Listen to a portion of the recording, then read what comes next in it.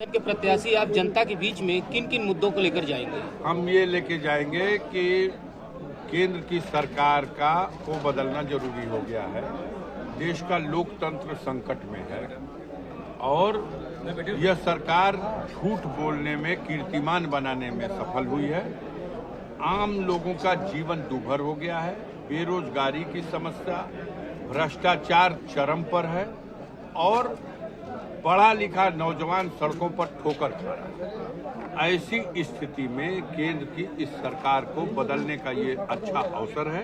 इन्हें बदला जाए और बदल करके इंडिया गठबंधन के नेतृत्व के किसी नेता को जहां सहमति बने उसको देश की बागडोर इस स्थिति को संभालने के लिए सौंपी जाए। ये भी लेके जाएंगे कि अगर इस गठबंधन की सरकार बनी, गाजीपुर के लोगों का आशीर्वाद हमारे पक्ष में आया, तो गाजीपुर की बुनियादी सुविधाओं में जो आज भी बहुत बड़ी कमी है, गाजीपुर के नौजवान खेल के क्षेत्र में बहुत आगे हैं। स्पोर्ट्स का बहुत लगन है उनके अंदर, लेकिन दुर्भाग्य है कि आज तक गाजीपुर में कोई स्पोर्ट्स कॉलेज नहीं है।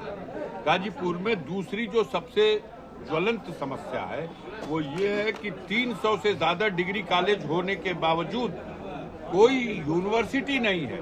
अगर हम लोगों को अवसर मिला और केंद्र में हमारी सरकार बनी इंडिया गठबंधन की, तो गाजीपुर में ये सौगात के यहाँ एक यूनिवर्सिटी की स्थापना हो। गाजीपुर में ये सौगात कि यहाँ युवाओं को, उनके अंदर छुपी हुई प्रतिभाओं को विकसित होने का अवसर देने के लिए एक स्पोर्ट्स कॉलेज, और दूसरी जो महत्वाकांक्षी इनकी योजना टोटल विफल हो गई, घर घर जल और घर घर नल, और आज निराश है। पानी पीने के लिए हम नहीं दे सके आजादी के 75 वर्ष के बाद। अगर केंद्र में इंडिया गठबंधन की सरकार बनी तो मेरा प्रस्ताव होगा कि हर घर के लिए एक इंडिया मार्का 2 हैंडपंप वो सरकार स्वीकृत करे, और यह जो इनकी अरबों खरबों रुपया इन्होंने ठेकेदारों को कमवाया है, इसकी जांच होनी चाहिए। चर्चा है आपके खिलाफ ब्रजेश सिंह के चुनाव लड़ने की। अभी चर्चा आप लोग कर रहे हैं। हमने कहा कि उनको दूध में नहलाइए और मक्खन की मालिश कीजिए, चमका के खुशबूदार बना करके लाइए। जनता अगर गाजीपुर की उनको अपने सामने स्वीकार करती है तो अच्छी बात है। इस लोकतंत्र की व्यवस्था में जो मतदाता है कहीं भारत में, तो चुनाव तो लड़ सकता है, तो चुनाव लड़े, कोई तो लड़ेगा।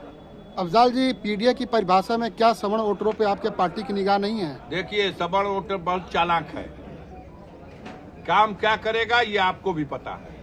लेकिन पीडीए कभी इतना संकीर्ण विचार नहीं रखती कि वो सवर्णों के लिए उसके दिल में जगह न हो। फोकस कर रही है कि जो पिछड़ गया है, जो उपेक्षित रह गया है, उसको प्राथमिकता मिलनी चाहिए। अभी देखिए, जो राज्यसभा का चुनाव था, राज्यसभा के चुनाव में समाजवादी पार्टी ने 2 सवर्ण कैंडिडेट दिए, 3 में 2 और एक दलित था, लेकिन साथ छोड़ के भागा कौन? गद्दारी किसने की?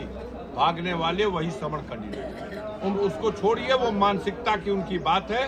वो पचा नहीं पा रहे हैं अखिलेश यादव को, क्योंकि उनके नारे में दम है। उन्होंने कहा जातिगत जनगणना हो, दिल तो धक से कर देता है कि अरे जातिगत जनगणना हो जाएगी, औकात सबको पता लग जाएगी। उन्होंने कहा हमने पीडीए बना दिया, पीडीए को फोकस करो, पीडीए के कल्याण का काम करो।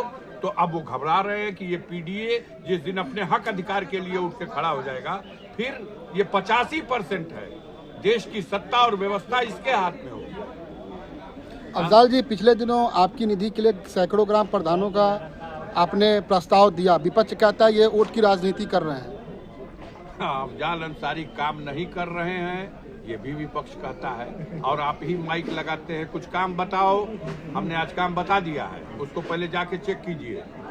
आप लोगों को धुंधलावन लगता है, पहले आप सैदपुर की इन सड़कों को, जिनको मैंने मन से ऐलान किया है, इसको करिए, और अगर बन गई है तो इसको दिखाइए कि हाँ उन्होंने जो कहा है वो किया है। दूसरा, हम पिछली बार जब 14वीं लोकसभा में सांसद थे, तो अब भी हमने सैकड़ों की संख्या में ग्राम प्रधानों को बजट दिया था अपने गांव में सीसी रोड बनाने के लिए, और बनी उन दौर की सड़कें आज भी हैं। हमने यही तय किया इस बार भी ये भ्रष्टाचार, ये बेईमानी से मुक्ति पाने के लिए किसी विभाग को अगर पैसा ट्रांसफर करते हैं 21% विभाग कमीशन ले रहा।